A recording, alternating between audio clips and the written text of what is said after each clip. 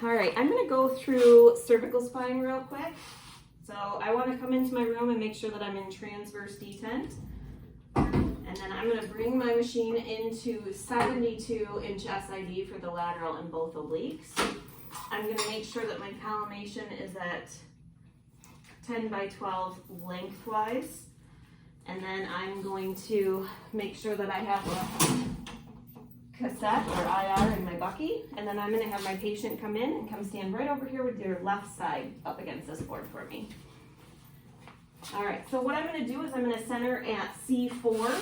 So I'm gonna bring the machine up to about the thyroid cartilage, or where the Adam's apple would be. And then I wanna make sure that I have 1 inch of light above the EAM, the external auditory meatus. So I have light 1 inch above the EAM. It's usually about to the top of the ear. I'm gonna bring my bucky up to make sure that it matches. Just gonna move beside you.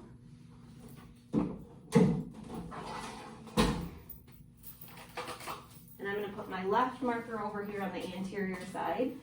I wanna make sure that my patient's truly lateral. I'm gonna have you kind of roll your shoulders forward for me. And I wanna center right along the spine. So usually what I do is I take those two lines and make sure they're right in line with the EAM. So one's kind of on either side of the ear.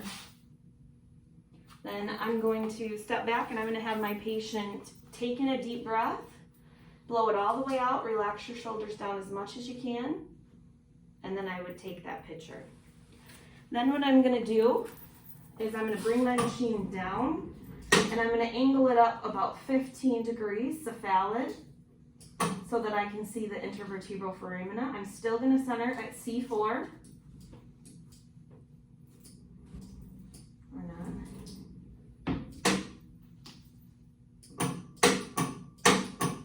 And I'm still gonna have about 1 inch of light above the EAM. This board's gonna move beside you. And then I'm gonna rotate my patient 45 degrees. So I'm gonna roll you towards your back a little bit here. I still use that fist trick. So my fist is touching this upside scapula. I'm gonna have my patient turn their head towards the left. And then I wanna make sure I'm centered in line with his spine again. So I'm gonna move you just a little bit this way.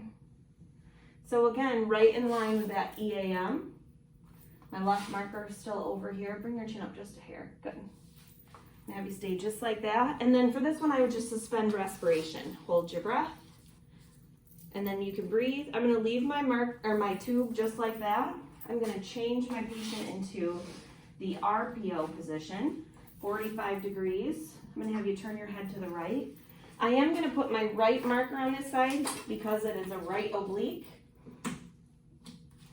And then I'm gonna again ensure that I'm centered right on his spine. And I would again just suspend your respiration, hold your breath, and then you can breathe. Now I'm gonna have you turn and put your back up against there. So for the AP, I'm gonna keep my angle on, but I'm gonna bring it into a 40-inch SID.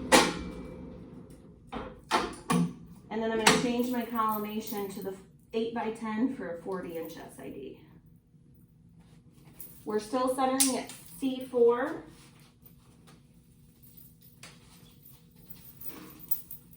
Which is usually about 1.5 inches to 2 inches above the jugular notch. With Alex, it's nice you can actually see them. I'm gonna have you just lift your mask up so we can see your chin for a second. Can I take it off? Yeah. So if you look straight ahead, we've got light up to about the chin. We don't want light up to the lips. If you think about where we're gonna see the cervical vertebrae, it's not gonna be up here, right? Because the chin and the base of the skull are gonna be in the way. So what I want to do is I want to find the base of his skull. I'm going to feel in the back of your head. So kind of come down, feel the base of the skull. And then I want to bring his chin up so that they're on the same plane. So bring your chin up for me. Good. So right now his chin and the base of the skull are on the same plane. So I'm going to be able to visualize as much as the cervical spine as I can. This is going to move down behind you. I'm going to stick my right marker on this side just because it's the easiest. I'm going to make sure I'm centered to that mid-sagittal plane. And then again, I'm going to tell my patient, don't breathe and don't swallow. Hold nice and still. And then I'm going to move on to my odontoid.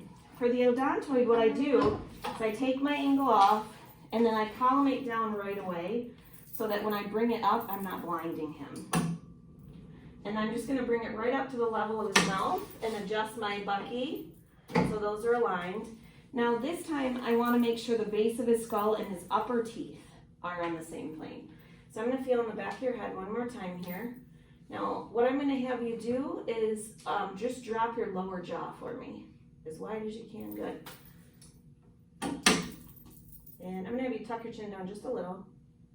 Good, right there. Make sure you're shooting right through the open mouth. Have your patient hold nice and still, and then take that picture. Okay, you can relax, and that's it for the cervical spine.